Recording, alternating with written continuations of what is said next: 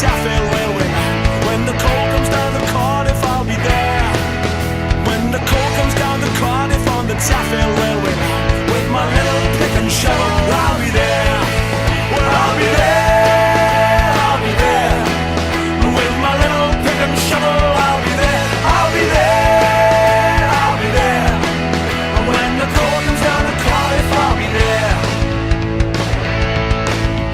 When the coal comes from the Rhondda down the Taffel Railway line, when the coal comes from the Rhondda, I'll be there.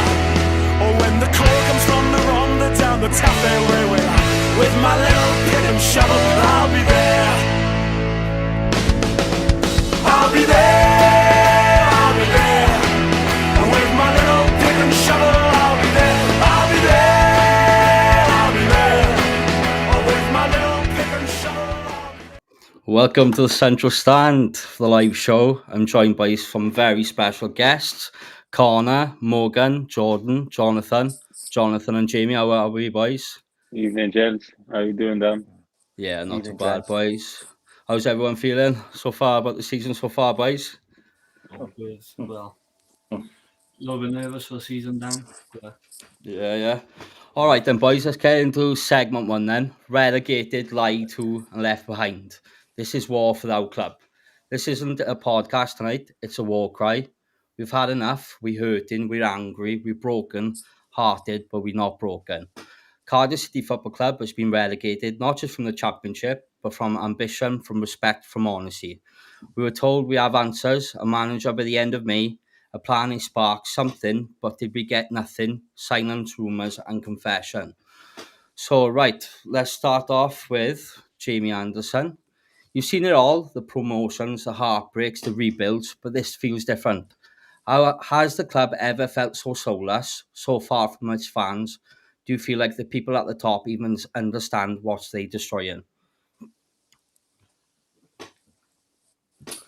No, I think it speaks volumes when you look at the board level. There's only one member of that has any connection to the club, and his, unfortunately, is through no fault of his own, has a minimal input probably in terms of what happens on the day-to-day running. With every relegation, you dissect every aspect of the club, for good, for bad, for whatever. And I've said it previously, when Birmingham City got relegated last year, their owner was there telling fans, I promise you, we're going to do this, that and the other. And he followed through it on, over since I think it was the last week of April or something like that. Yeah. We had that statement that came out from the club, apparently from our owner, who said he still is fully behind the club. Well, we are, what are we now? June the 8th, and we still have no idea going to be. We keep getting advertised Carabao Cup drinks, or Carabao drinks, and now we've got a pre-season fixture in Spain. That's as much as we know. And I think that sums up the current affairs of our football club. Communication, lack of idea, lack of plan, and that's why we sit here talking about it tonight. Yeah, talking about managers, is there a specific manager you would like to come and manage Cardiff City? I think I'll be the first one to put my hands up. I was like, oh yeah, Nathan Jones. But maybe that was what I wanted, or what we needed, was somebody who got the club. Someone would be passionate about the club, but obviously we don't know. But it feels like we played a little bit with that, with the whole Charlton situation, and that's football. That's what agents' jobs are, aren't they? Is to play Peter against Paul to get the highest value and the highest they can get. What I like now, I did say probably Ramsey, but as long as he had some sort of experience alongside him. But again, it's not a dull day with Cardiff City. We've got this news now that, well, let's say rumour has it, and respect fans for Guru Fabrizio Romano says he's agreed a deal with this team in Mexico, who coincidentally, I think Adam Ramsey's represent. Yeah, Pumas, he has the same representative as the Pumas manager. So whether people are putting two and two together there, whether people are, have miraculously done that, I don't know. But it's a sorry state of affairs. I mean, look at the list that we had, apparently, that Wasserman we're going to, they had this short list of apparently people. Would you really want to come now knowing your third choice, fourth choice on that list? I don't think I would. No. I think like spending the money, when we looked at like what Wasserman could bring, it haven't really been a strong suit of managers that we could really pick from. Like, I know Nathan Jones, but he signed a new deal now, 5 years. Do you think Charlton were very clever then, Jim, with keeping him on for 5 years? Yeah, I mean, I think he has 3 years plus 10 months left anyway, so they probably just added it with improved contract. And again, let's be brutally honest, like, if we were in that position with a manager who's just got us promoted, we'd want to charge a king's ransom to get him out the club, whether it was his, boyhood club or the team he supported or not. I think when you know that that's his club that he supports, or told he supports, you're going to probably add a bit more money on there. Yeah. But I just think it's been stupid from the board, or maybe stupid's the wrong word. But when you sack Omariza, you relieve him of his duties. That was with 2 games left of the season. At that point, you, in my opinion, should be right. Let's look at plan A, plan B. We're probably going to go down. Even if we're not going to go down, these are the people we're going to identify. They then come out and say now they've got an external bunch of people, whoever it is, Wasserman and so on, to look at a shortlist. Any of us here, anyone in the stadium can identify managers. Why does it need a consultancy to do that? In my opinion, that's a waste of money. And at the end of the day, when the owner is the one who gets a final say, does it need a consultancy? It probably doesn't. No. So go on, Jordan. We've always turned up. We've always backed the badge. But right now, it feels like the club has turned its back on us. What does it do to you personally when your loyalty is met with silence and disrespect? Well, to be honest with you, Dan, we travel home and away week in, week out. Without fail, we spend thousands and thousands of pounds during the season to have no communication, to have news coming out this morning. So the Ramsey news, for example, just to have our hearts broken. I mean, there's no plan in place. There's no communication. It's an absolute farce. It's ridiculous. It does sometimes make you think twice. Well, what have we renewed for? Yeah.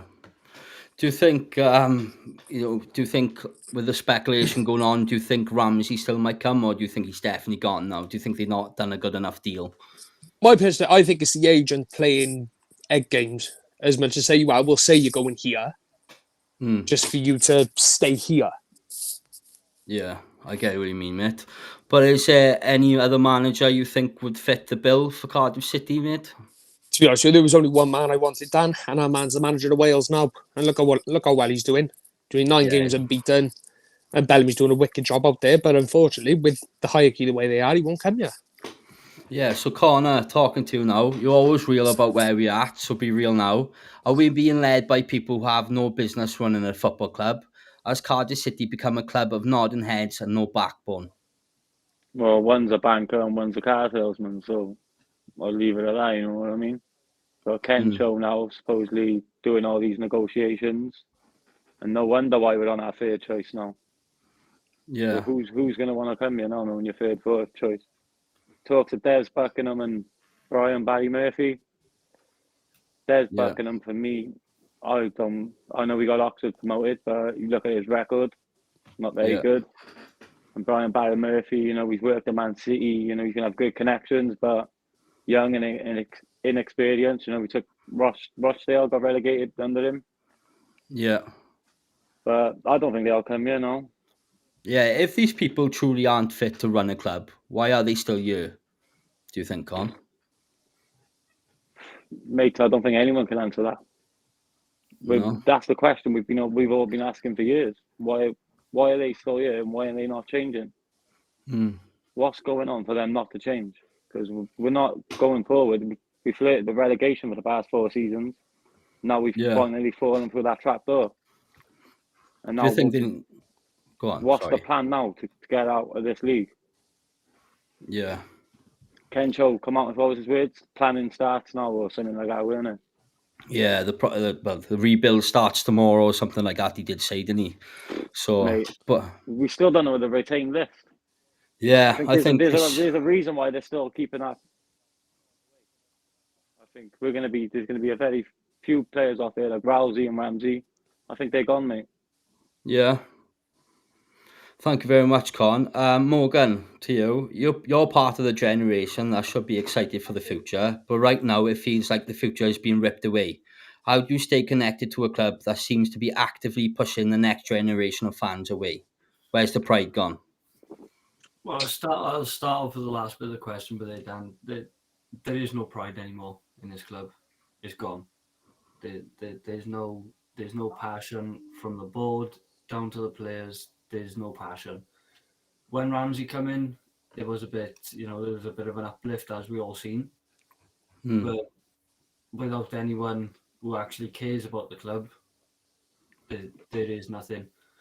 The younger generation, all I can say to them really is just every game you go to, enjoy every second of it.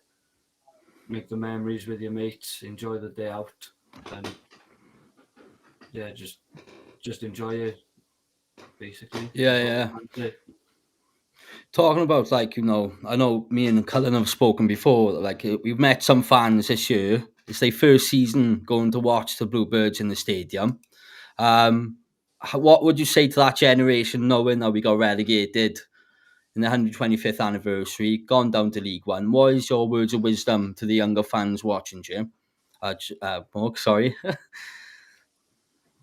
Well, like I said, the only words I can say to them is just enjoy every minute of it. Like I said, it's just a shambles. Our club is a shambles. My first game was in 2010. Yeah. Obviously, my uncle took me. I had a good time, and ever since I haven't really looked back. That's obviously in terms of the day out and making the memories with all the boys. Yeah. As for, well, I just got nothing to say, to be honest, about the board. They're all a bunch of clowns. That's fans are a laughing stock. Do you know what I mean? Yeah, appreciate it, Mark. Laughing stock. Yeah, we are a laughing stock at the moment. But pass to Jonathan Wilkins. You stood on the stands longer than most. You've seen identity, fight, and purpose at this club. But right now, does this even feel like Cardiff City anymore? What would you say if you had 5 minutes in the room with those running it? I've had 5 minutes with Tan, Dalman, and Chew. They got this, what is it, Wackerman or whoever it is, to look for the manager. You know what I mean? Better off doing? Listening to the fans. Say for argument's sake, I had 10 Cardiff City fans, went over to San Martin, the board, listened to the fans. Right then, guys, who do you want as manager of Cardiff City Football Club? And what do you want? And listen to the fans. But they're not. They're not listening to the fans. They got no respect for us. They sold, over 10,000 season tickets. I only speak for myself. I just feels like I've been taking the proverbial out of. That's how I feel. I just feels like someone's got their hand in me, got the heart, and just twisting it all the time. How have you been feeling about today then, John? Because I know that there's been a lot of speculation, a lot of stuff going on. How does it feel like being a long life Cardiff City fan? How does it make you feel? Do you feel a lot more down compared to like the Durban years that you've spoken about to me before, or do you feel it's on the same borderline? It's not far from the Durban years, mate. If I'm honest, it's that feeling.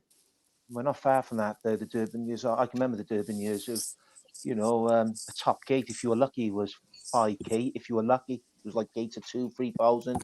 The club was struggling to print the programs.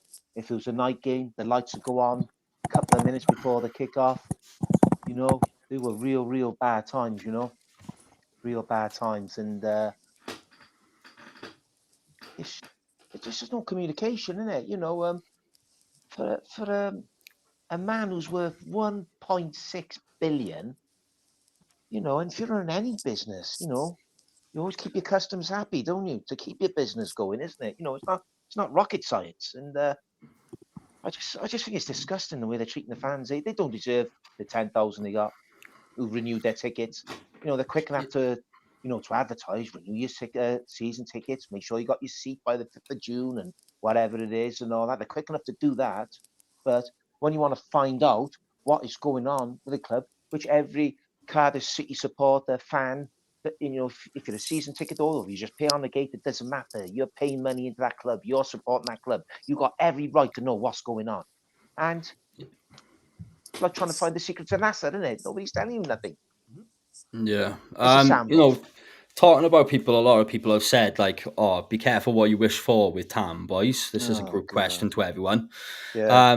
I know everyone says that, oh, be careful what you wish for about Tan, but how do you feel about that when someone says that, boys? Can they get any worse than what it is right now? No. I've seen 3 relegations under him. The one, to be honest with you, we were robbed blind of it. The end of the day, it was a stupid refereeing decision. Jermaine Warnock was in charge at the time. But we actually had a decent squad of players. Might not have been on paper, but we were still taking the 3-point share, the 1-point share. And there were some players who actually played for that share.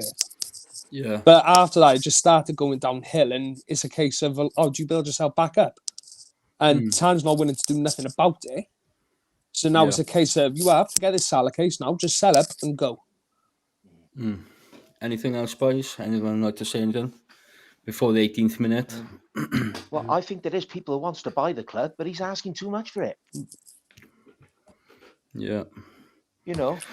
What he's asking for, he's in naughty land, If it takes for this club to go down, again to League Two, for Tan to leave, and for fans to all start being on the same page with the board, even the fans, we're a divided bunch. Yeah. So what was he asking for? If £200 that's what million? it takes going down for us to all get on the same page, I'll take Right it. then, boys. Yeah. It's Same coming here, up to Tom. the 18th minute now. Sadly, we had news the other day of Kai Davies, 18-year-old Bluebird, who sadly took his own life. So if everyone could be having a minute silence as respect to his friends and family, and we wish you all the best for his family and everything else. Thank you, boys.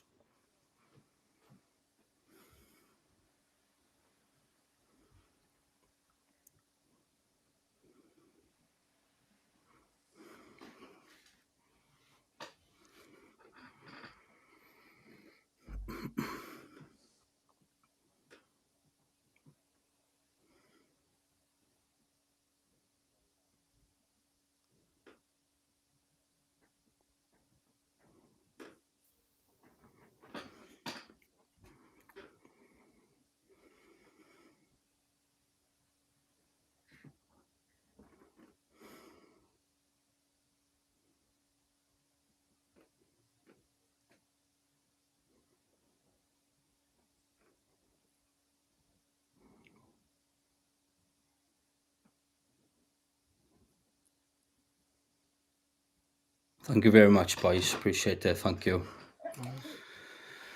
Right, okay.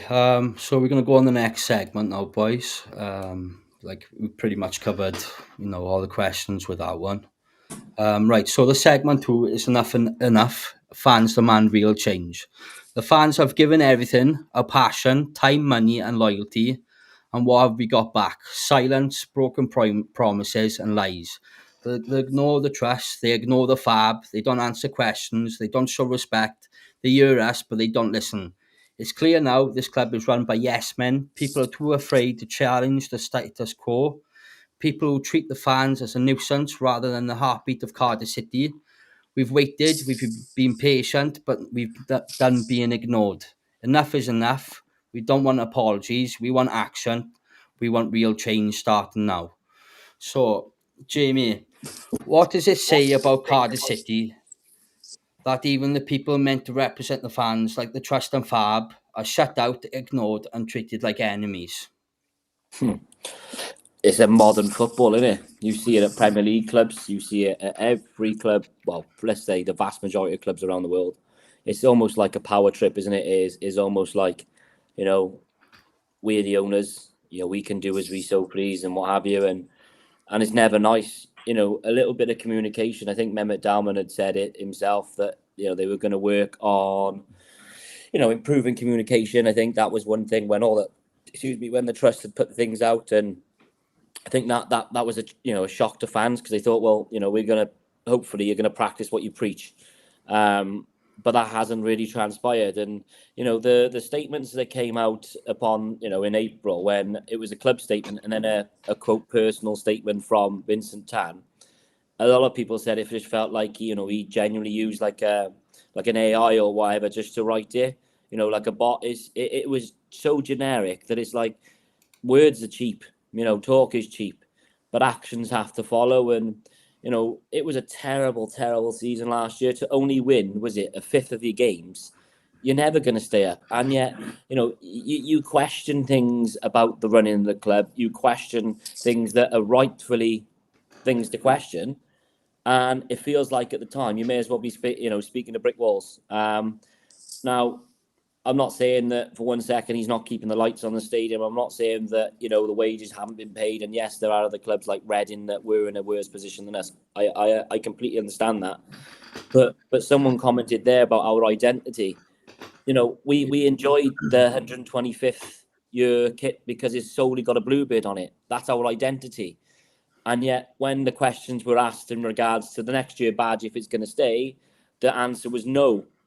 Now, how can you, you know, what brings you to your club? You have something that brings you to it. You know, the St. David's kit, for example. I used to love seeing us in that. The black, the yellow, the daffodil. Something that would epitomise us. You look at us now, if you were to ask Cardiff City fans or the wider football fans, what's Cardiff City's identity?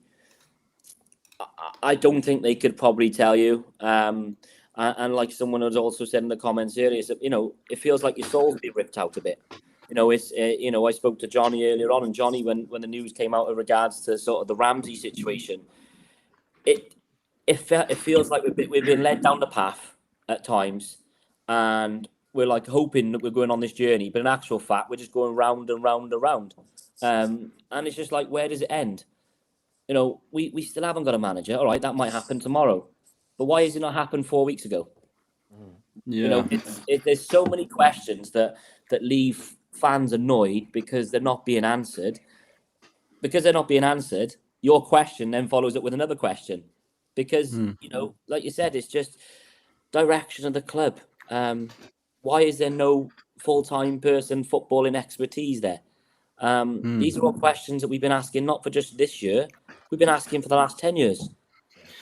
Yeah, but like talking about like the other club, for instance, Tan's other club, they've got a new manager and a director of football. But like, why can't we have a director of football? I know everyone goes on about, you know, you want to have one, but I say to you all the time, Jamie, it's like, you know, falling in love with a girl, she breaks your heart, but that doesn't mean you're not going to go out with another girl again.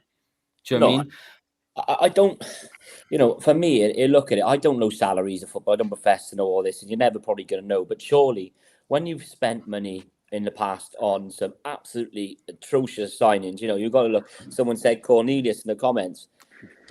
If you had, let's say hypothetically, you had a director of football or someone who was overseeing it and having a plan in place that if you were to sign somebody, they would fit a philosophy. We haven't got a football philosophy. We've had managers come in who say, yes, we're going to change. We're going to play this way. I want to see attacking front-footed football and all that. But then after a few games, all of a sudden it changes. And we go back to watching mediocre performances, half-assed performances. And you're like, something isn't right. And whether that's the environment, you know, we've had, I think it was like nine managers or whatever the number was in the last decade. It's a carousel of managers in and out, in and out, in and out. Why is that? That's the environment. It's not the players that are there. That they take, you know, they do take some responsibility. I'm not saying that. But surely you have to start looking at the environment that they're working in. And it's quite obvious that, in my opinion, the environment that these players are working in is probably not the best of environments. And I think that's why we find ourselves now in League One with no answers as to what the hell's going to happen next season. Yeah, thank you very much. So, Jordan, how much longer can fans keep caring this deeply when the club shows no respect or willingness to engage? Does it make you want to walk away or fight harder? Do you know what, Dan? There have been a couple of times. There was that one season I did walk away from it, but there was just something there that just drew me back.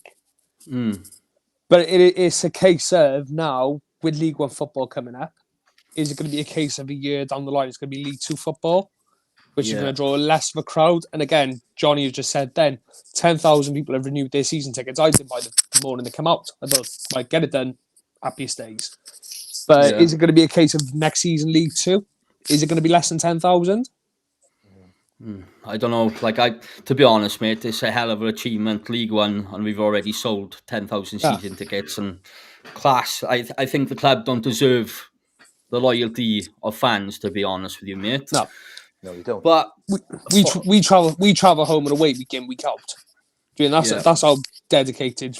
I think how many did we have a Sunderland? About 400. yeah, That was a coach ride and a half. I mean, some people had plane delays as well. Preston away on a Tuesday night, dedication there. And even we were expressing our opinions there, screaming 10 out, Rizzler sorted out. What's it going to take for them to listen? what do you think will take for them to listen, Todd? So there's been 3 protests now over the last year, and nothing's been done there. Maybe is it going to be a case of throwing tennis balls on a pitch? Is it going to be a case of pitch invasions? Something's got to be done more than a voice.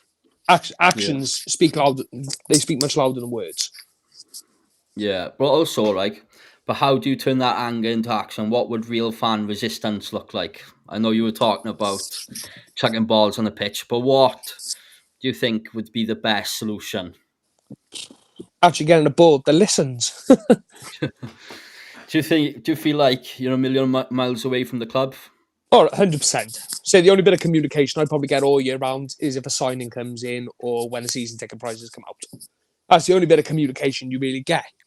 It's like now, again, there's no retainment list. It's very fickle. I'll just add on there what you just said there, Jordan. You mentioned there, and some of the comments that are coming in on our screen. There was Paul Abantiano had said, wouldn't he, that that Mehmet Dalman had taken a backward step on this appointment. Yeah. If a boardroom is divided, and I'm not saying it just happens with us, it happens everywhere, when you need them to be united, what tone does that set? And I'm not saying, that ultimately you've got to all say, they're all going to have different managers. Maybe that's why they got Wasserman in to say, right, we're going to have these 5 managers, to back up. But then Tan has the final say. So again, it feels like at times, maybe the fact that the boardroom is, as Paul and other journalists have said, it almost feels like it's disconnected. Does that have a massive impact on what happens on the pitch? Quite possibly. I know the boys have got a job to do on the pitch, and I understand that, and I completely get that. But we've got a 30-odd thousand seater stadium. We've got so much potential as a club, and we've got fans that will, like you said, travel there and back. But it just doesn't feel like it feels like we're giving a lot, but we're not receiving anything back, if that makes sense, in terms of, like you said, a bit of communication, a bit of, bit of thank you, something to say thank you for actually giving us this. Again, cost of living crisis. People are paying £300, £400 for just for home tickets for the season. Family tickets, if they've got 4 or 5 members of their family, that's over £1,000 for some people. It feels like you're taking for granted, doesn't it? Yeah. But at the end of the day, with the board, Jane, you got to think you got Bill, Ben, and Noddy up there. Bill and Ben might come into that agreement, but what's Noddy going to say? Noddy might say, "No, I don't agree with you, Pear. Say I want this man." And it's like, no, this is what the fans want. Yeah. So moving on, Connor, is the board silence now doing more damage than any bad result in the pitch? And what would you demand if they had to act tomorrow? Well, mate, it's the same old silence from the board. It's not going to change. It's going to go the whole season like this. Yeah. We're not going to get the best of results. We're going to want communication. We're not going to get it, mate. It's been like this for what now? 10 years? Yeah. It's not going to change now. But I know we've spoken as well about I don't know, the way the direction. You think Vincent Tan now would be embarrassed and take action for what he has done? I don't think he's interested. No, do you think he's going to try and sell the club? He's waiting on this court case. That's my belief. I think he's waiting on this court. He don't give a fuck what goes on now. And see, he's going to get his money, sell us, and probably just invest it all in that Belgium soil he got. Because he's doing football decisions over there. Why ain't he doing it here? We're meant to be his main toy. Yeah. So, Morgan, talking to you now, what would you say to the young fans who feel powerless and angry and ignored? Is there any relationship left to rebuild with this board? I mean, fans will always have some sort of relationship with the club, but relationship with the board is not there at all. Like, unless they start speaking out and actually engaging with the fans, you're not going to get a relationship with them. It is. I spoke to Jamie about this earlier in the day. It's like being in a relationship and then me putting all my effort in and not receiving anything back. That's how it feels. It feels like you're in a one-way relationship with the club. Yeah. So talking about engagement, how do you think we need to build a new culture outside the club to protect what is left? Morgan? Start off with a new board. Yeah. Do you think it should be elected by the fans? Well, definitely. It's got to be. You've got to involve the fans in some sort of way. Otherwise, otherwise you just, well, like I said, the fans ain't going to get no engagement. Thank you very much, Morg. John, in all the years following the Bluebirds, have you ever seen this level of disconnection? And what's the one message fans need to hear right now from those in charge?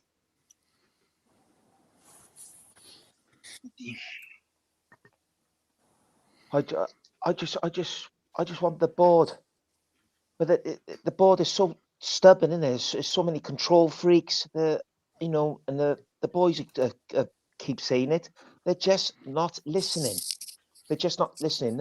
If you remember, gents, remember Chan had that interview, and when I thought, oh, the arrogance of the man. He said the words to the effect of, is there a Welsh billionaire out there who's going to take over Cardiff City? And I thought, you arrogant, I just want him to sell up, and the club needs ripping up and starting again. It really do. It really do. And He's the stuck in fans his are the ways. heartbeat. He'll never change. He He's stuck in won't his change, ways. Carl. He'll never ever change. He'll never change, mate. The man's a control freak, and it's his way or the highway, and we're beneath him, like we're nothing to him, And We're customers. That's all we are. yeah. We're not fans to him. We're customers. Just customers, and the fans are the heartbeat of the club, and they, and it's breaking my heart. It is, to be totally honest. Big part of me wish I never renewed. Honestly, big part of me wish I never renewed. It's disgusting. Follow up from that question, John. You've seen it all, but what scares you most now? Is it the owners or the idea that fans might stop believing this club can change?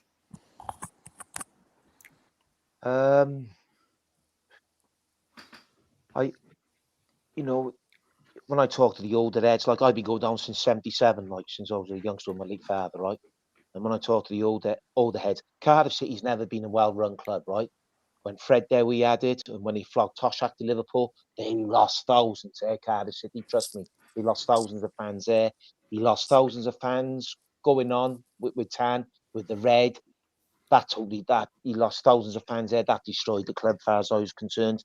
That stripped of his identity and everything, And the age of like Morgan, Connor, and you even see younger fans going down there, like and the way the club are treating the fans, like, and the youngsters are going to think like, well, if they're treating the fans like this, I'll find something else to do. They'll find other hobbies. They got no idea, this board. They're killing the club, man. It's killing it.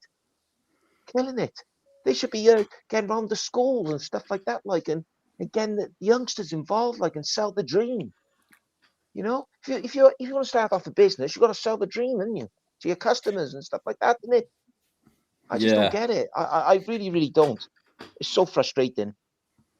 It's hurtful to you talk the way you talk, and John, I know you've been a Bluebird for years and years and years, and it's just like it's heartening to hear you when you've been a lifelong season holder, and now you don't even know if you even want to carry on with your season ticket, and it's really upsetting to you because us boys, we've travelled all around the country this year, especially with all them journeys and those defeats. But the one thing I would say is the camaraderie between us lot and with other Bluebirds. It came more as a day out, should I say. But I know going into League One, I know we're going to be there loud and proud, singing and screaming and shouting like Jamie Anderson always says.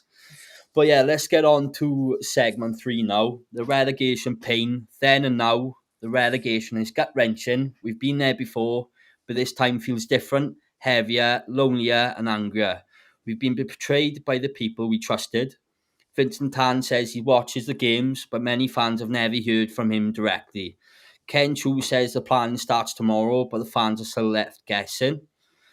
So yeah, Jamie, how does this relegation compare to the past? Does it hurt worse because of what's happening off the pitch?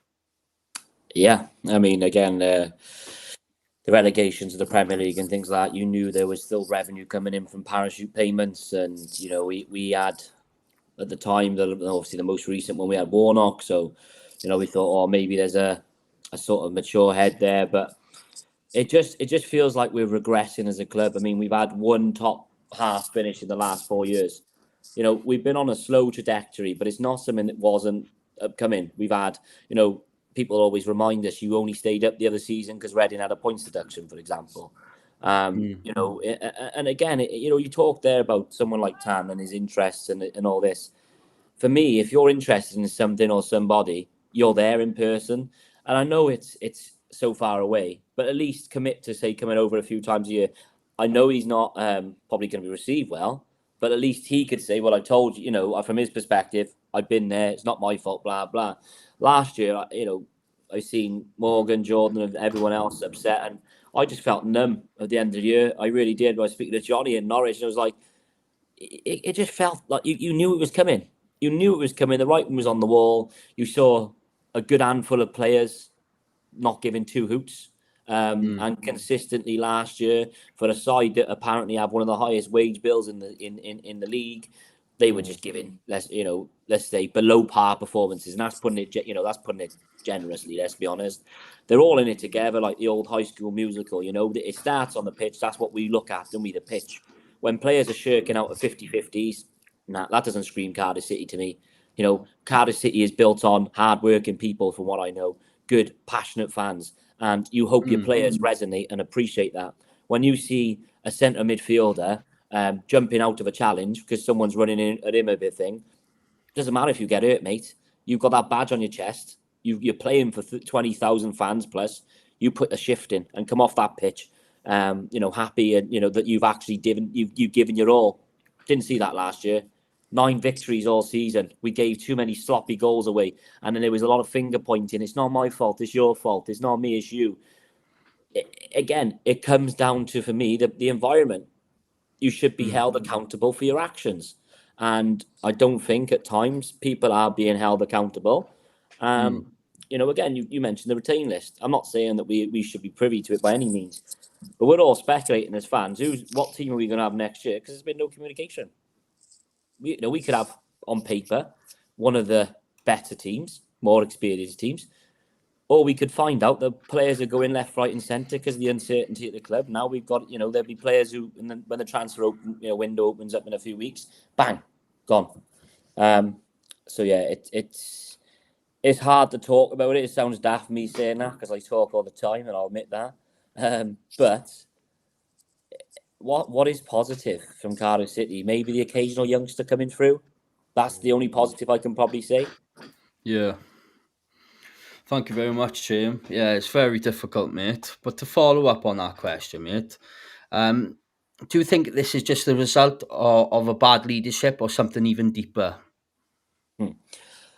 I think this has been in the works for a while. If I'm brutally honest, I think it's it doesn't take Joe Bloggs in the stands to tell you what is happening on the pitch isn't going wrong. What's going wrong. And last year we could all see it, but for whatever reason, managers, coaches, or whatever, or players, they couldn't see it. We've had ex-players in the years and done podcasts who've told you about how the hierarchy operates. And I genuinely feel like when you speak to fans, when you travel away and stuff, they laugh at our club because of the way that it's ran and by whom it's ran. You very rarely hear to the extremity clubs changing their colours. You can hear the odd badge change or whatever, but it feels like the EFL are changing rules now But they should have done that years ago to stop people like Vincent at the time doing what he was doing. And you know, clubs aren't a toy. These clubs aren't a toy. You're messing around with thousands of people's livelihoods here. You know, this is our club. This is what we follow. This is what you get for 90 minutes of football. You get peace away from everyday troubles. You know, it's more than a game. But it just feels like at the time at this time I speak, it just feels like we've led down the path again with no direction, and we're just left hoping and praying that we get some sort of good news. Thank you very much, Jim. Jordan, hearing Vincent Tan's statement, does it feel like he truly understands what this club and fans have been through? I'll answer that with one word: no. To be honest with you, the statement that was put out, I noticed it was the exact same statement on the season ticket sales just before they went on sale. Exactly the same words, but it does look like there's somebody who's going for a journalism GCSE's written.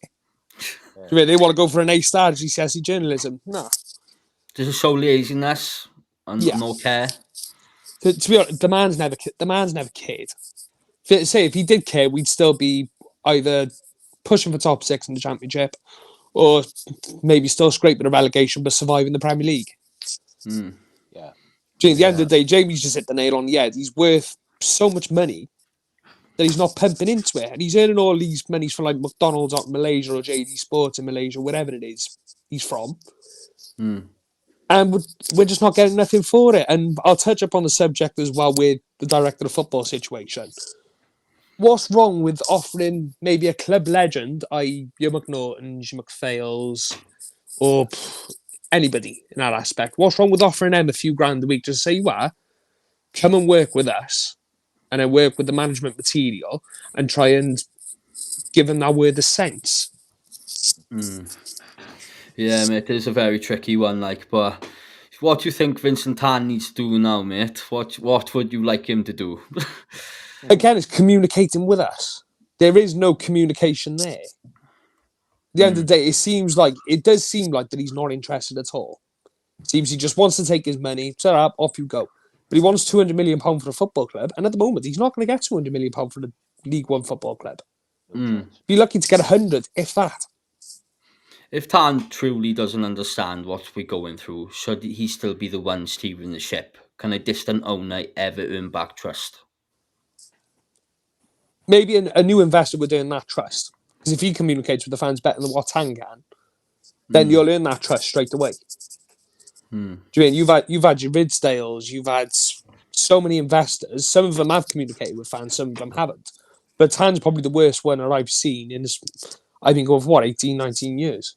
Accountability and communication goes a long way. Exactly, it's giving that reassurance. Yeah, I appreciate that. Thank you, Connor. Does Ken Chu's planning starts tomorrow line give you hope, or is it just more empty words? I think everyone knew it was empty words, mate. If Ken showed, they probably didn't even come up with that. He probably got someone to come up with that saying for him. The guy hasn't got a clue. So what do you think real planning would look like, and what's the first tangible step that proves something has changed? Put structure in the club. Ramsey spoke about in every interview he had. Yeah. The West Brom after the West Brom game, maybe, wasn't it? Yeah. It needs to change, mate. You got Jonathan there just commented. He's spot on. He said, about finding a buyer. Vincent Tan's losing money. It's not as if it's a profiteering club. We are losing money. So, again, it makes you wonder. Like, surely, I know Johnny said it on various podcasts and stuff. In any way of life or any business, if your company is losing money, what are you doing to make it profitable as opposed to losing money? Because you could have a lot of money, but how is that sustainable? Whose foot? He can't be losing X, Y, and Z £1 million per season, because it's just ridiculous. It's again, if you have the right people in the right places and the right philosophy, you'll probably have players that will make you money as opposed to spending money on players that lose you money. And again, it does come down to the general consensus with these comments it's all about it's chaos, and that's probably the right word to use with Cardiff. it's chaos. Everywhere you look at it is chaos, chaos, chaos. It feels like it's more reactionary, like as opposed to being proactive, if that makes sense. You know, and that's why I think we genuinely are frustrated. For 90 minutes, we're behind the boys, but then after that, you think, oh, what's next? What news is gonna pop up now that is gonna throw a spanner in the works for us? Because next few days, no doubt there'll be more and more rumours flying around. Yeah, Jo- what do you think Johnny- of the latest? Go on, Jim. Go on, Jim. Johnny hit the nail on the head. Jimmy, it's our 125th anniversary. And we've gone for the football shirts either Morgan and Connor are wearing there. Bring it back, maybe an old strip that you would have had in the 80s, 90s. That would have made a right killing for the football club, commercial-wise. And it would have brought back a lot of the old heads as well, because there's a load of older boys who I know. They're not interested. Also, boys, question I'd like to ask you all. Well, how did you feel when he said that he wasn't going to keep the 125th anniversary badge and going back to that old pathetic badge with the red little worm underneath? How did that make you feel, boys? Because that kind Disappointed. of shows that he's not really changing his ways, really, is he? No, I think I we was kind of knew, disappointed didn't when we? I seen Because that. we still had it on the away tops, didn't we? Yeah. So I think we kind of knew anyway. But it's just disgusting how they treat us, mate. Yeah. Oh, like a badge, a kit. It's not a big deal to them. It's a massive deal to us. I'd like to see the amount of kits we sold, the ones you're wearing, Connor, compared to last season and the season before. I bet we've sold multiple this season, especially with these what they've done, the hats or whatever.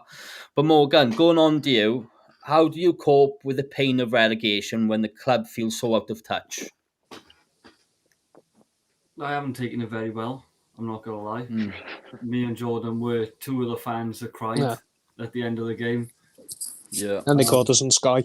Yeah, on Sky crying. But no, that's for the club being so out of touch. It is depressing. Like you shouldn't feel this far away from a club, from your club, Yeah. the club that you love. You shouldn't feel this far away from it, as much as we do anyway. It shouldn't be happening. Like Yeah. When you back in the day, with obviously less technology and stuff, you'd expect it. But this day and age, with all the social medias, the technology and stuff that's about these days, you should not feel distance from a club. Yeah, so what moment or message made the hit hardest for you when did it become personal? I say that it didn't hit straight away. It almost hit like a week or two after the Norwich game. Yeah. But like I said, mate, the thought of relegation is depressing. But at the same time, I'm looking forward to it because hopefully we get to see the true fan base, the loyal supporters, and hopefully something will change and we can come straight back up, which I can't see. Not for as long as this clown stays in charge. What do you think it's going to take, Morg? What do you think we need for us to go back up? I know you said about Vincent Tan, but what do you think we need to get back up? We need people in and around the club, whether it's ex-players, ex-managers. Like we need people like that in the club with some passion, people who know what it means to the fans, so then they can drive that into the squad and obviously play some decent football, get some positive results, and then obviously we can get the fan base lifted again. And Yeah, I could tell you very hurt by us getting relegated, Morg, and I think right. So, like, I think a lot of fans who are watching this live stream now will feel the same. At least we're all together, the fans, anyway. But yeah, John, going on to you. If you could speak directly to Vincent Tan and Ken Chu, what would you say about this relegation and their promises?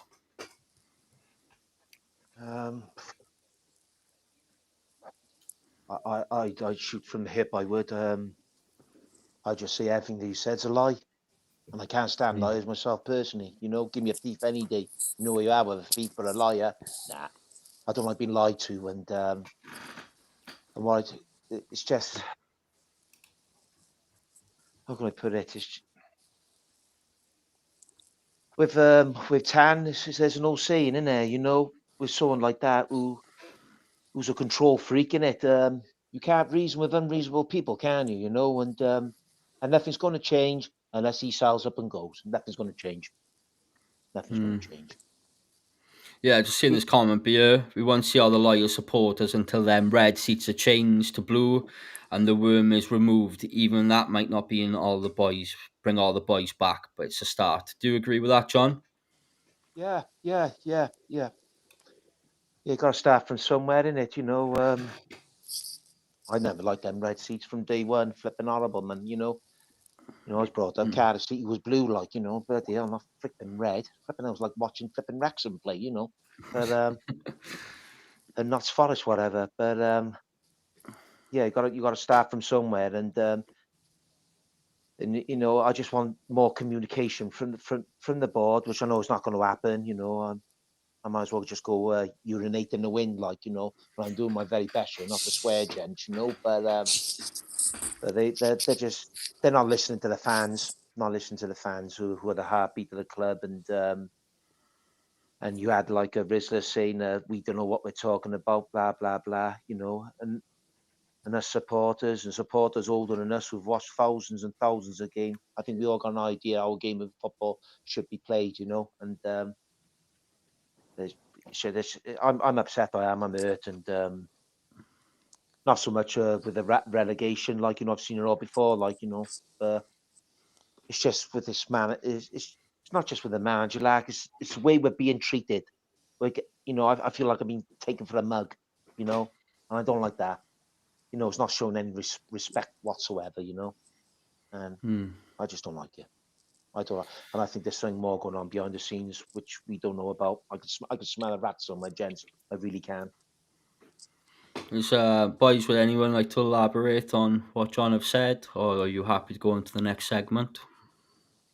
I'm happy to go on to the next I'm bit. happy to crack on, Next man. one. Yeah, the dream. If we ran Cardiff City, if you had a job tomorrow running Cardiff City, what would you do differently? What structure would you put in place? How would you reconnect this club with the fans? And how would you rebuild pride, trust, and ambition? So, Jamie, I'm going to start with you.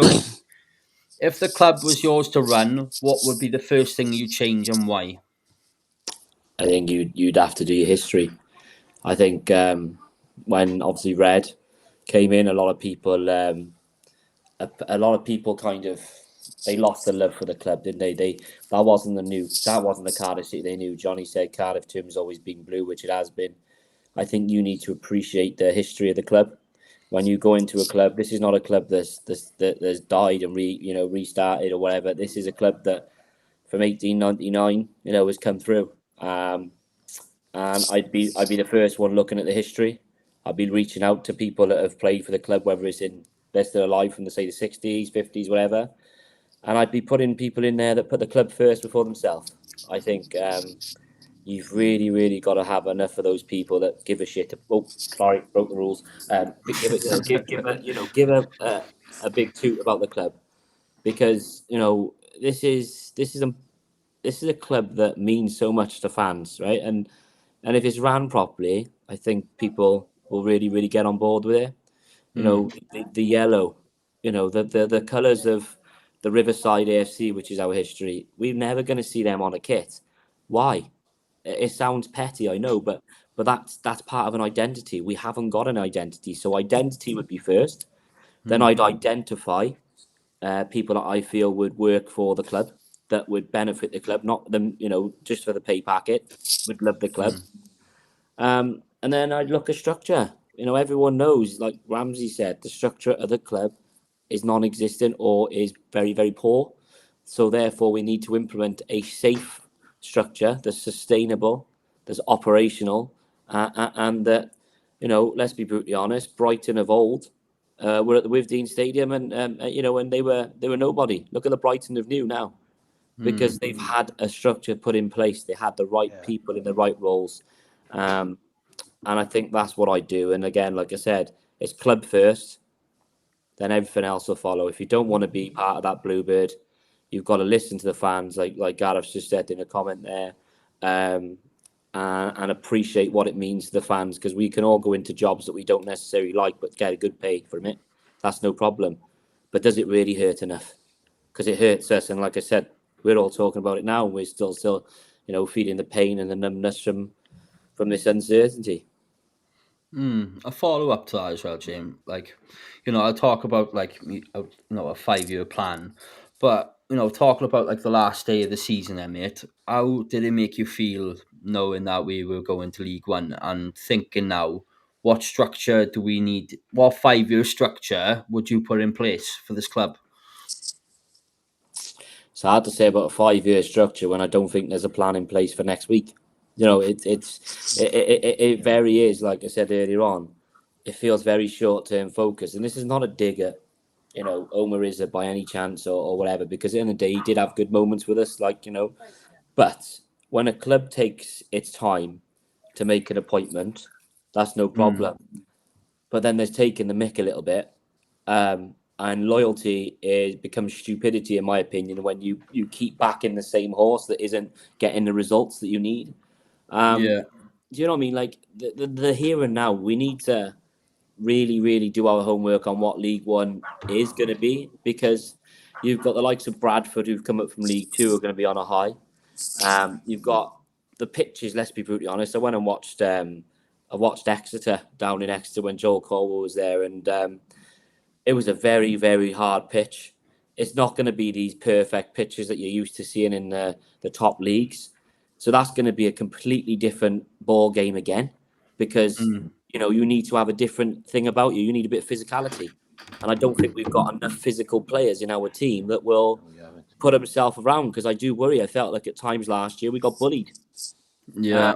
And I know that's probably an extreme word. So apologies. I know that's there is a lot of stigma with bullying in the world, but I felt like we were physically imposed upon with a lot of our decision making last year, and that's the way I see it. And a plan, I suppose you have another plan after your first plan works. If it doesn't work, you have an alternative plan. So I can't give you a 5-year plan, is my honest thing. The only thing I'd want to see is within 5 years we have a lot of Cardiff City's identity and DNA back.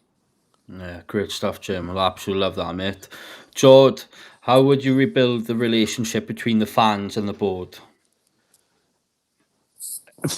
Again, I'll say this till the cows come home. Communication is number one. If you communicate with the fans and actually explain what's going on behind closed doors, then you're going to get that little bit of reassurance. The fans are going to be lenient, say, okay, maybe this is going on. Let's be a little bit lenient towards them.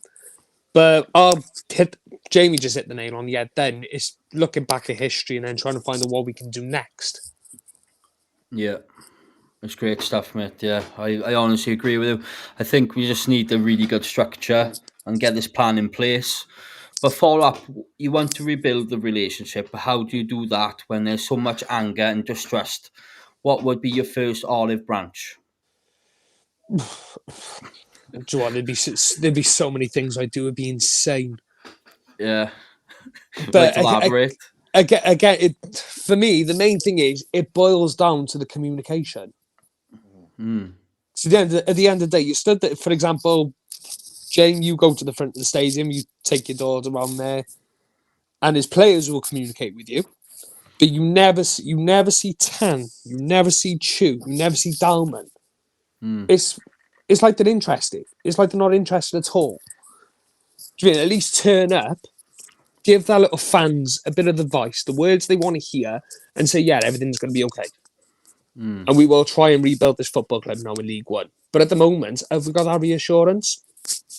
No. Well, talking about Christian Burns' comment, I would hold a weekly meeting with fans and taking feedback on what they want. What would you say to that, boys? I'd agree there. Yeah, why not? I think. Go on. Maybe not weekly, but maybe a monthly thing. You know what I mean? Yeah. Yeah. It's like, James, you know, to the fact, Johnny, you're probably one of them as well. Do you mean you got the fans advisory boards? How often do they happen?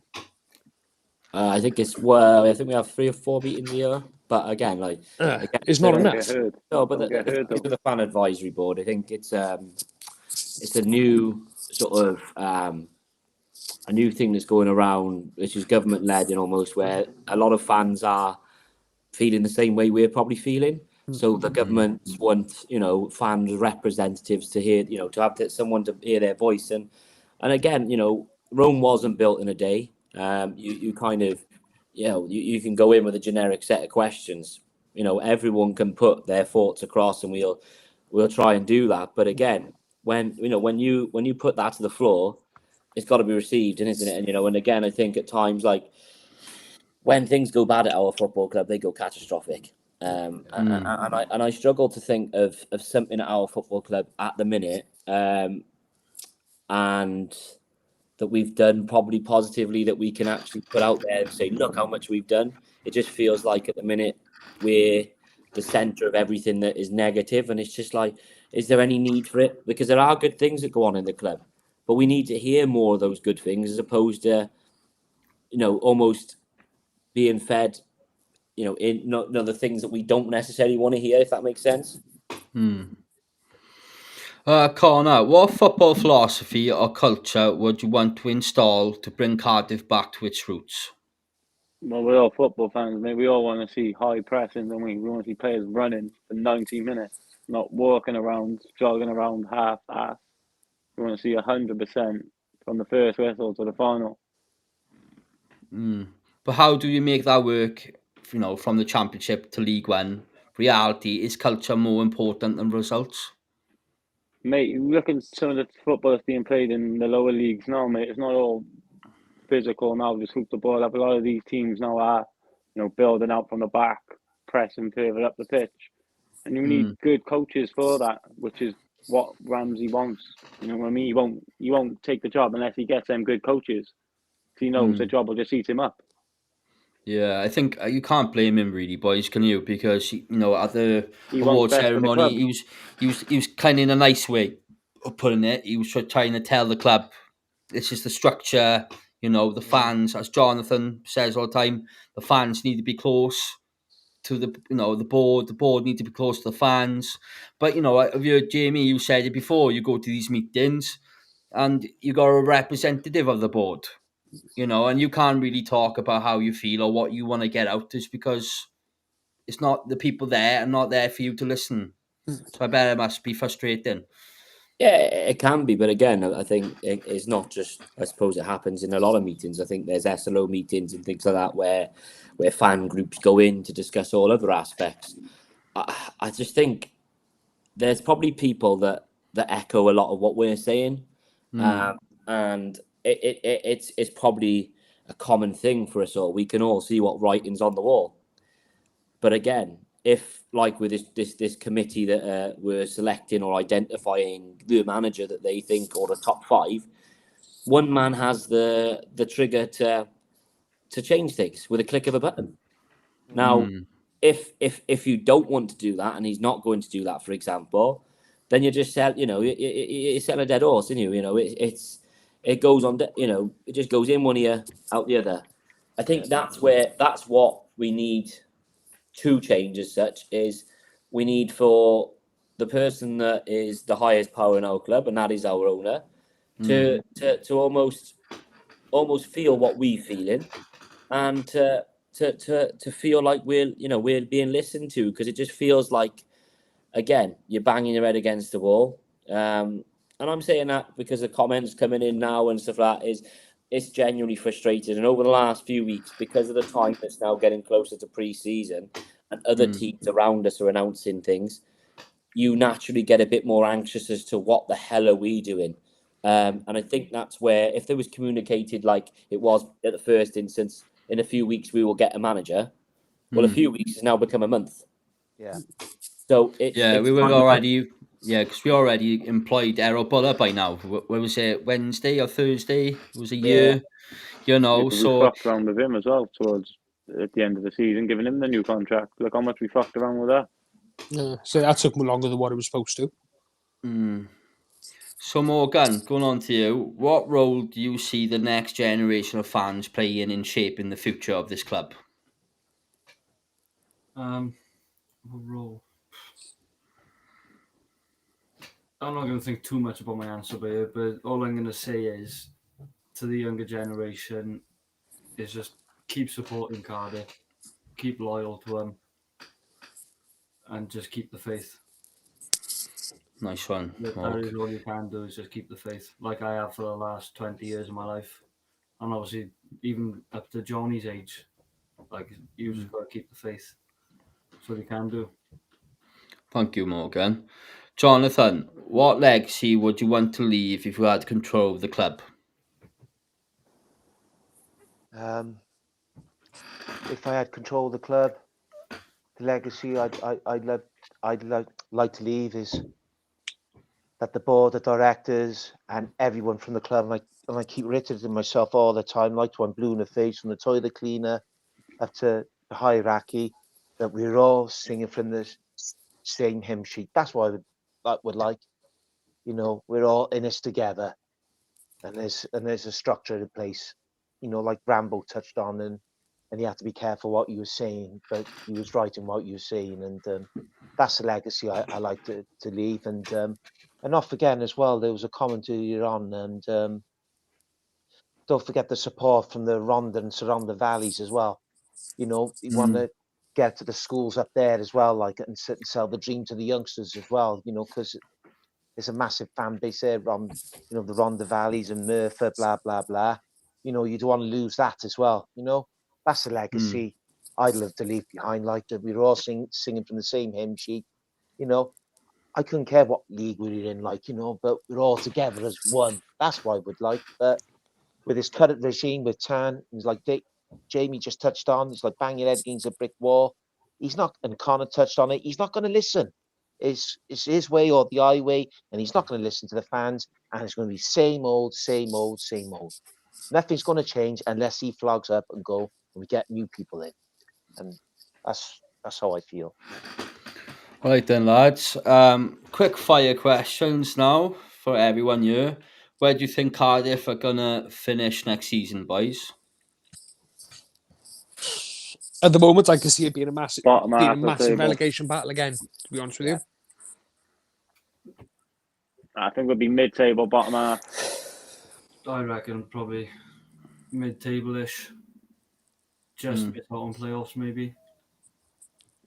Ooh, yeah, I think anywhere from around 10th to, I think pushing again.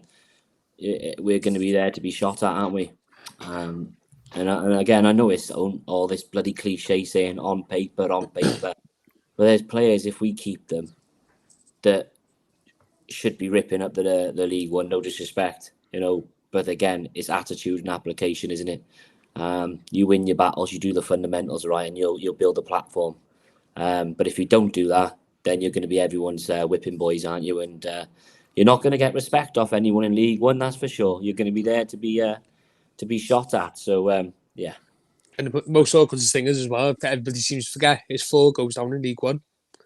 So it's not 3. That's right. Yeah. I think we'll be fighting relegation, and we need leaders, boys. We need leaders. We got no leaders.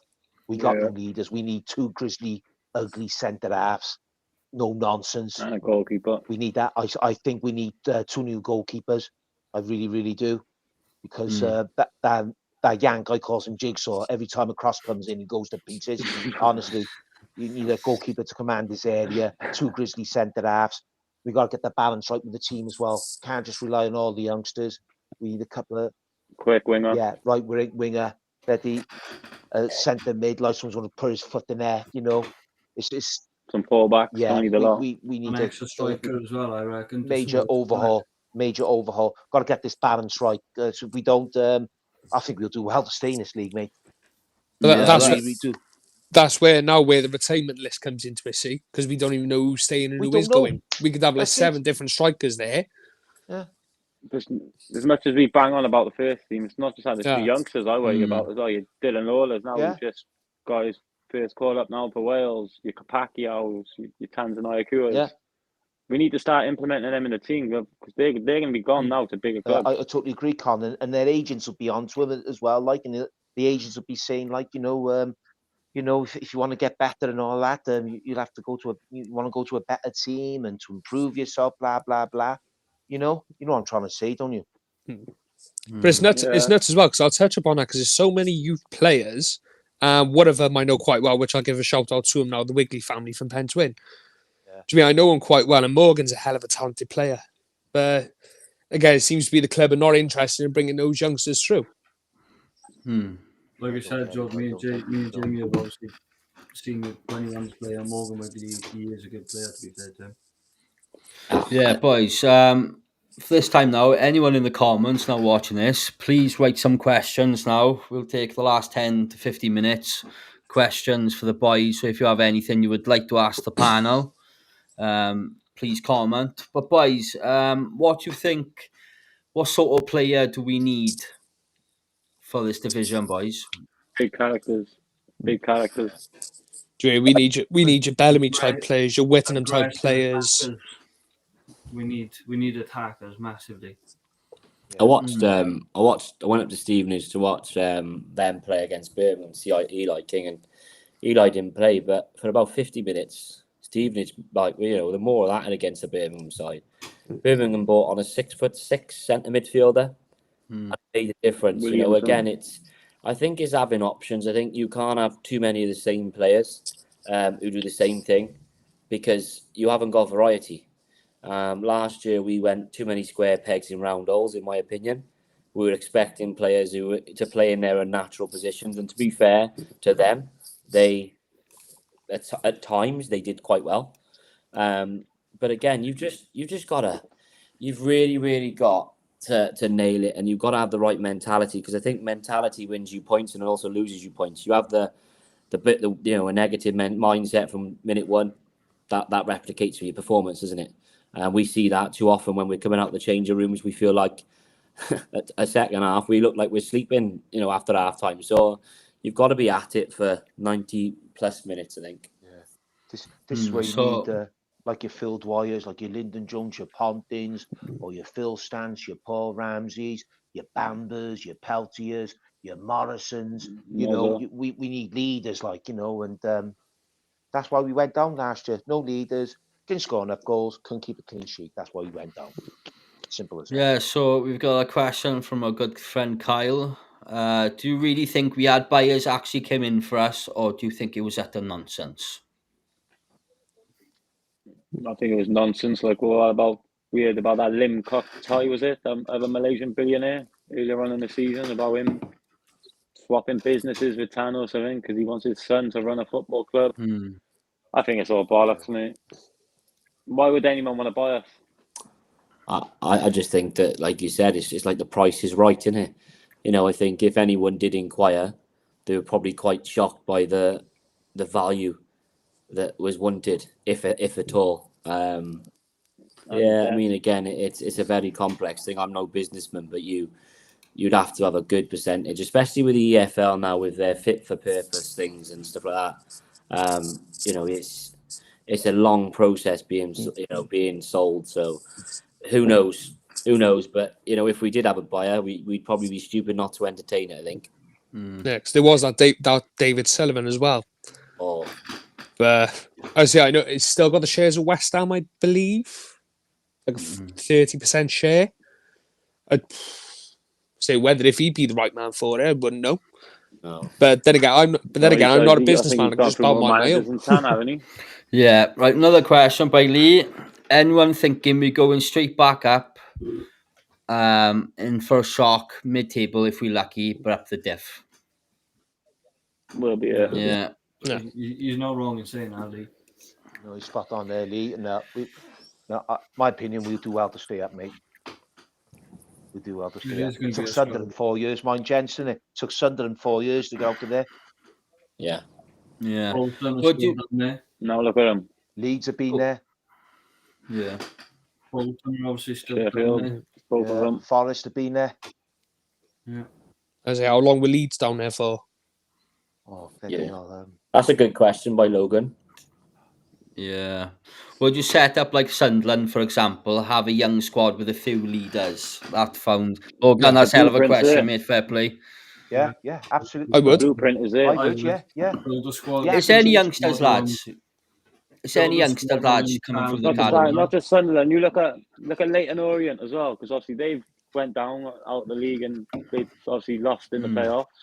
So they got a good young team. They've had to rebuild again. Yeah. So the blueprint is Yeah. there, mate. And who took Orient down? Come I on, Jockey think- John, you best. I think it comes for me. I think it comes down to giving the time. Again, like you mentioned, if you had a 5-year plan, youngsters develop at different rates.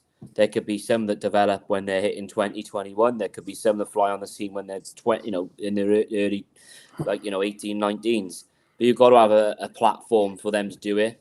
I think we've got a few youngsters, like you mentioned, Dylan Lawler, Roland Capaccio, Tans Nyakua, Manny Barton, and Louis Giles and Pettit, yeah, Barton, so many. But There's so it's- many. it's- when you put them in, and I suppose is you can't put them in and then next minute just drop them off and then expect them to spend a few weeks, because I think sometimes you would hinder it. There was a question there which NVM said about Joe Ralls. Does Joe Ralls get a new contract for any of you? I think that's why they're keeping him back on this list. Yeah. There's so many names there. Joe Rolls is one of the massive ones there because he is pretty much the only one who's captain material of our club. Do you mean he's been there since day dot? He's my favourite player, mate. Yeah, him and Callum McDowd are the only two leaders I think we got. Yeah. I'd give Rinham Boys, up would you on take like Sean Morrison, for instance? Would you have him back in the squad for League One? Yeah, Oh yeah. flipping right. I think if I don't have him back in the squad, obviously one of the earlier topics was obviously structure. I'd put him as director of football or something. I'd have him somewhere in the I'd have around the McPhail team. in for that. Another question by Hainsbury. Who would be your ideal manager? Start with you, Con. Darren Moore. Morgan?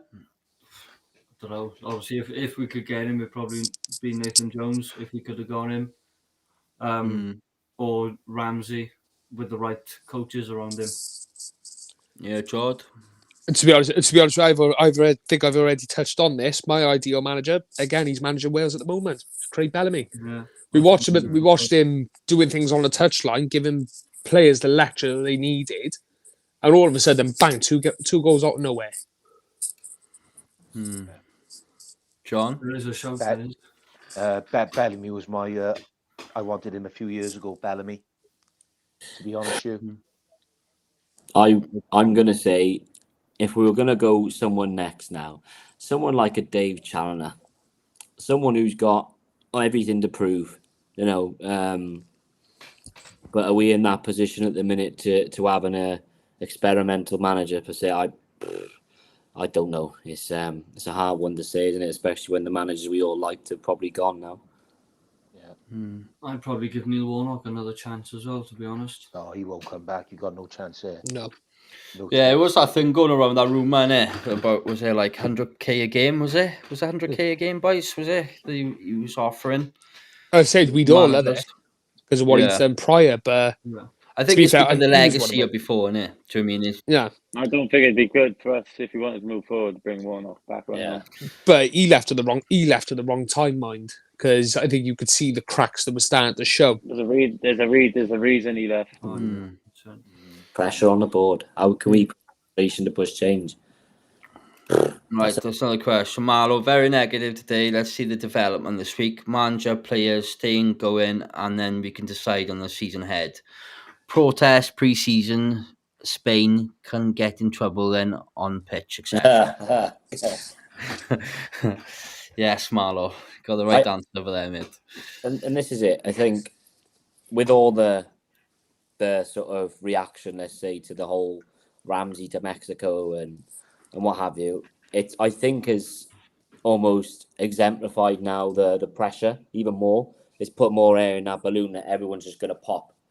I think the club really need to look at probably tomorrow morning or something, whatever it is, putting some sort of communication out, or there needs to be someone out to say, right, Cardiff City have got blah blah as manager to be announced in the next couple of days. You know, something that is actually concrete. Because at the minute we're being, you know, like it's like being in a washing machine going round and round and round, isn't it? And you know, it's just like we're linked with every Tom, Dick, and Harry, but there's no sustenance to all that. Agents are having a right old field day with it. Well, it's a good question, but the legendary man himself, Steve. We need a manager that would develop and play our quality youngsters. He needs to be an ASAP to get the squad he wants. Imagine Bellamy working with those players, Gary O'Neill boys. It's not just that. You think Gunter and your Huttons, they've worked with them with Wales as well. So if you bring these guys in as coaches, they know these youngsters already.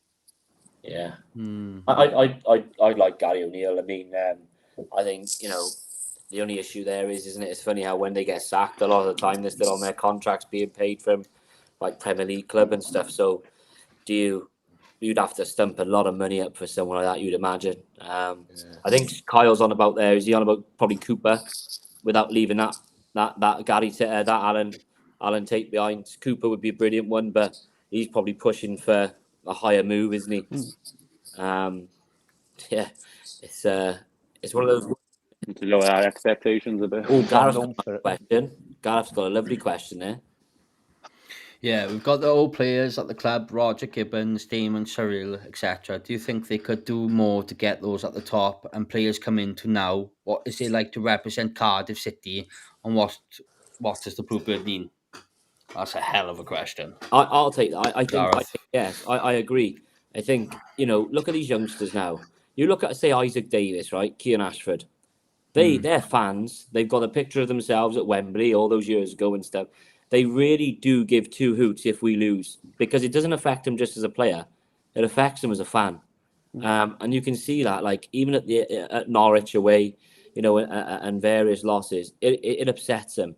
But then you see some other players that may not show their emotion as much. But we've always said, if you buy into the club, you put effort into the fans, and you know, like Joe Rowles has done. Joe Rowles has been here, was it 11, 12 seasons, or whatever it is? He really cares about the club. He goes and does extra work for the community foundation. He turns up at events for the DSA and things like that. He is somebody that epitomises what being a Bluebird's about. And I always say, you leave your ego at the door. You know, is if you're Billy Big, you know what? Doesn't matter, mate. You're now our club, and we don't have that.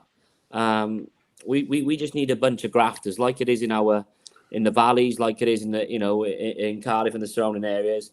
Hard working people, and I think that'll constitute then a good working team. Yeah, great stuff, mate.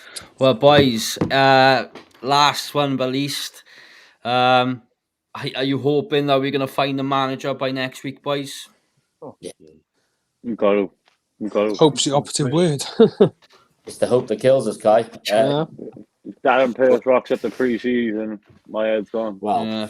I mean, how they do it, I don't know. I mean, Kean just asked there, what players do you think won't be with us? I don't think anyone really knows, because, again, what's the retain What list? players would you like to keep, Hey, look. boys? Robert, Salah's my name one. Salah. I'd keep 100%. Salah, fuck off the rest. Vinamata, give him another year contract. Yeah. I think he's gone. He's gone, have he, I Vinamata? think he's gone. I think he I has. think Ryan Wintle could be all right. To keep. Eli King and Joel Cole coming back after they already got experience in the league. I think they'll be big players. We got Keanu coming back, boys. It's all good. Oh, Oh, God. No, he that can go. donkey can go. He's Legs like wheat the becks. Yeah. See, I'll take Kanga over see at that boys, day. it's all speculation all the time. Because this is where I blame the board, you see. No communication. Because we don't know what's happening, see. This is why we're like this. Do you understand what I'm trying to say? Yeah, I did see Marlo saying on you that you know, it's no excuse, because you look at all the YouTube, like the Cardiff channels, for instance. You know, watch this. Watch, you know, Cardiff City World. Watch the Central Stand. You know, pay attention. You know, and I think you know, like we all do this because we love it. We want them to pay attention, innit? And another thing as well, gents, it's not the Krypton factor, right? You know, we were competing with teams like Brighton and your Forest and your Brentford and stuff like that. No, if I was running Cardiff City, I'd be on the phone and telling them, asking Brighton, well, how would you do it like? What's your plan? What was your structure? What did you do like? And getting feelers out. Do you understand what I'm trying to say? Picking their brains, You look at Brighton now, they're bidding 40 million for 18-year-olds Yeah. now. Yeah, but that's the way, isn't it? That is the modern way now. I think when you look at some of our signings in the past, and again, I don't know, but I think last year you could see where the signings we actually paid a transfer fee for, the likes of Alex Robertson and Salek, they were younger in age, but with sell-on value. That's what we need. We do need that. But we can't be going and say, for example, now signing a 31-year-old for £3 million, because the chances are they're not going to have a sell-on value. So I think, like you said, it's having a business model as such, because we are a business. I know that might annoy people, but we are. But let's be honest. Some of our players, if you were to list them, you'd probably say only a handful of them have sell-on potential that are an asset to the club. The rest of them, you could probably say, like you said there, if they were to go, would you lose any sleep if a few individuals left? You probably wouldn't. The only difference is we need to probably make sure that we're replacing them with the right people, if that makes sense. Because if we're letting them go, for example, then we're leaving ourselves short. But hey, it's going to be a busy week. We'll all be tied to the socials, no doubt. We'll all be interacting on various formats. And Yeah, sorry lads, I know I said the last one, but I can't resist Steve's question. Would you like to see a statement from Tan this week, lads? I'd want to see a video statement, Yeah. not a written one. Yeah. Let him hear it from his mouth. Because you notice now, look at it, other clubs around the UK. Do you mean Liverpool are one of them? Do you mean Liverpool actually had Jurgen Klopp saying goodbye, meaning a message from the heart? Do you mean something like that? If you actually take note of that, you'll notice all Liverpool fans there respected him. Do you mean they loved him anyway? But still, I think it's one of those ones, isn't it? He could do it, but it'd be like, when someone's really, really disliked, like if they go to do an audition somewhere, like no. they're just going to get the 3 red buzzers or whatever it is off Britain's Got Talent as soon as he comes. But it's actually almost doing something to say, look, I am trying. And again, like generic typed up statements don't wash with people because they ain't seeing it. Now that might be the case that Vincent Tan's got a camera in his face, and there's someone with a screen next to him with a like they do on the telly, like you say this, but it's seeing the facial expressions when people can see someone talking or hear them. It's a bit better, I think. Body language and facial expressions is key. But it's a big week. It's a big week because I think in the next 2 weeks, I think they start coming back in for pre-season. Imagine if they come back in for pre-season and they go in, who's a gaffer going to be? It's they need to be. And in all fairness, the manager that is possibly going to come in, they need a bit of time as well to have a look at the squad that they've got. Because otherwise they're coming in and thinking, hang on, I've got 30 players here, but I've got to get rid of 7. Right, lads, I got a good question here. New gaffer comes in now, yeah? You got to build a team around 3 players. What 3 players are you building the team around? And give us 3 players your plug off. God, that's good. If Salek stays, there's one. O'Dowd is another one. Ronan Capaccio. It's got to be rebuilt around youngsters. Go on, John. What's that? Sorry, boys. What was that? Sorry, someone trying to phone me. What's that? 3 players in their squad you'd build a team around. Obviously, Salek. And 3 you'd sell. Salek. I'd have Joe Colwell in there. And I'd have... I also like Conte, you see, and then Capaccio. I like them too, you see. I think they had something. And obviously, Yeah, but also... like... So that's Lola. Salek and Lola. Definitely. Well, that's the thing, lads, right? We're making all these brilliant players with the academy. But the thing is, right, Capaccio now, we've had one proper game with us, wasn't it? And, even Bellamy spoke about him. If you're watching that now and watching Bellamy say that about that player, you said about Burnley you wanted to take him on. What does that mean now that other clubs can come and sweep in on him?